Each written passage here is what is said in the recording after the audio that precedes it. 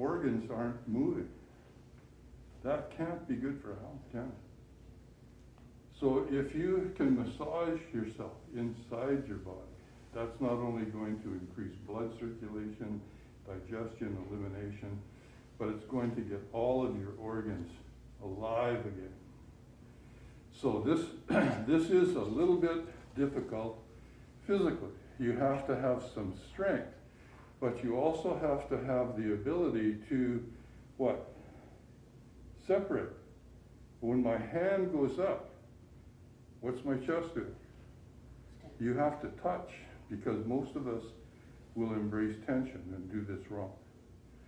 Now, if you can feel your chest going down as your arm goes up, that's pretty good, but watch me do it more correctly. Now, what am I doing on my hips? I'm sitting, right? You have to go down as your arm goes up. Otherwise, this is what your tension does to you. Everything moves the same, meaning you're glued together and your organs are glued together.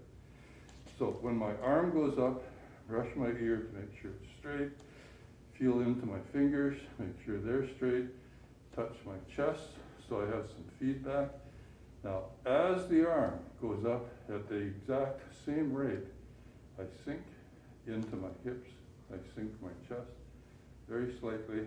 I feel, how's the ribs doing? Do I have this going down? Can you get that? Your arm goes up, your chest and your ribs go down.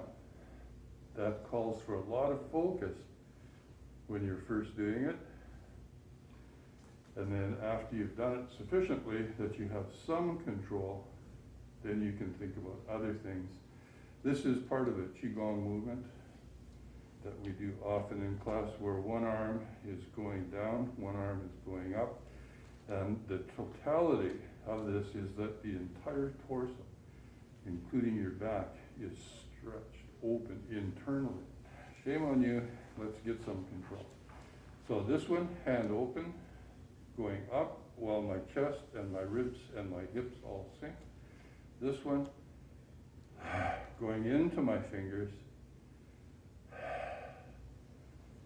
arms straight in both cases, and some exertion going on. Okay, so I'm not going to go into this very much detail, but this is a Qigong exercise. If you can stay in your hands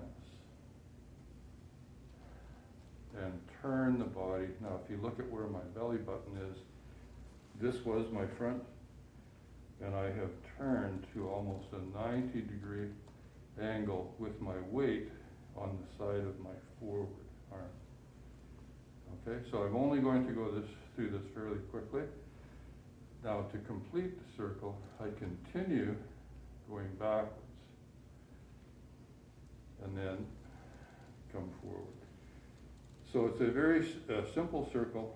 The only thing that causes difficulty is the how of doing it.